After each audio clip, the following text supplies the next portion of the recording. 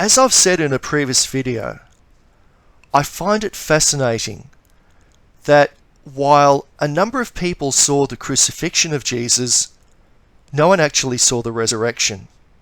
However, there is clear and strong testimony to the resurrection in the New Testament. The Gospels have clear accounts of the appearances of Jesus to his disciples.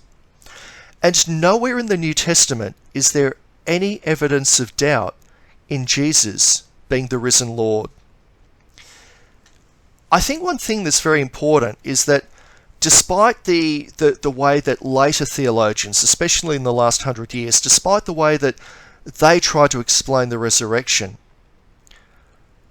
the authors of the New Testament all believed that Christ was truly risen. And without wanting to sound too disrespectful to contemporary theologians, I would say that the authors of the New Testament had a realist perspective on life and reality. They weren't students of Heidegger, they weren't concerned with existential meaning. They were realists.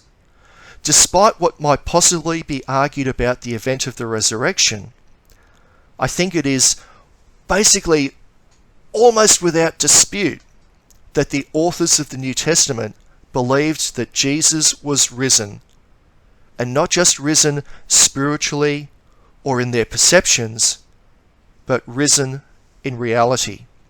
It's one thing to say that Christ was risen.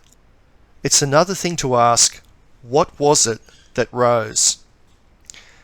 Firstly, the specific Christian witness is that Jesus wasn't just brought to life as some sort of disembodied spirit.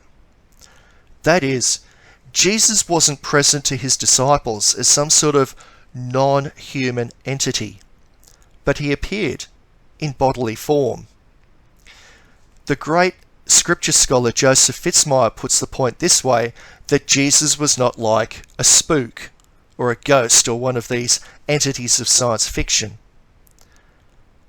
But I would say it's incorrect to say that Jesus rose physically from the dead.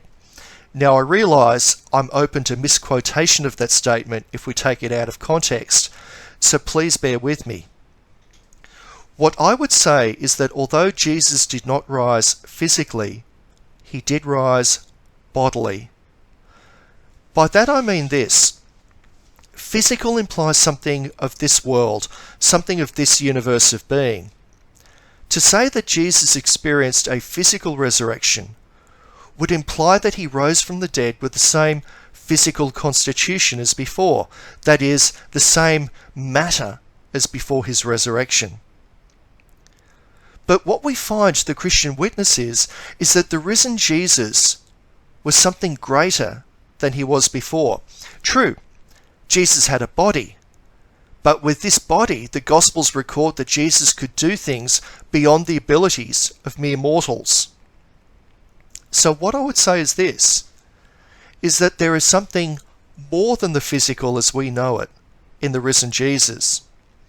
So what was raised was the same body that was crucified, but this body was transformed into something beyond, something transcending its previous mere physical state. And so the ideas I'm trying to convey here can be clarified by the terms continuity and transformation. There is continuity in the body of Jesus because the body that he died with is the same body that was raised to new life. But there is transformation though of this same body, a transformation into something that cannot be explained because it goes beyond what we humans can know as human beings. That transformation, I think, can be clarified by comparing the resurrection of Jesus with the resuscitation of Lazarus. And those two words, I think, clarify a lot. Jesus experienced resurrection. Lazarus experienced resuscitation. Jesus didn't just recover his previous life and go on living as he had before. He was different. If we look at Lazarus, poor Lazarus, among other things, had to die again. So it was great that Lazarus was brought back to life. He was resuscitated, but he had to go through death a second time. Jesus, however, was not resuscitated back to life on this earthly level of existence. He was resurrected, transformed into a new life that is way beyond anything we experience in this mortal life. And I think that's why Jesus was not so easily recognized after his resurrection. We can recall that almost comical episode when Jesus appeared to Mary Magdalene.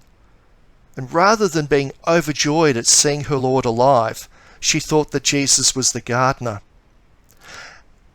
I think that is what Paul grappled with in 1 Corinthians 15. Paul means that the body that lies in the grave is the same body that is risen, but it is transformed into something that is way beyond what previously existed. Paul uses the image, quite appropriately, of a seed that is sown.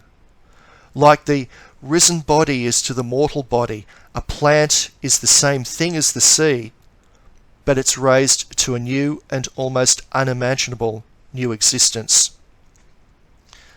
So the resurrection of Jesus, the importance of it is, as Paul captures so well, and I can say a lot in these videos, but I can't say anything that's actually better than St. Paul. St. Paul looks to the resurrection, and he sees the resurrection of Jesus not just as a spectacular magic act so that people go, wow, at the resurrection of Jesus. St. Paul looks to the resurrection of Jesus and says that just as Jesus is risen from the dead and risen and transformed into something new and better, that this is what we Christians have to look forward to.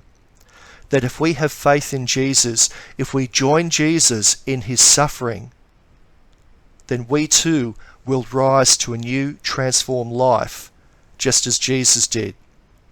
And that, for me, I think is the most important message of the resurrection.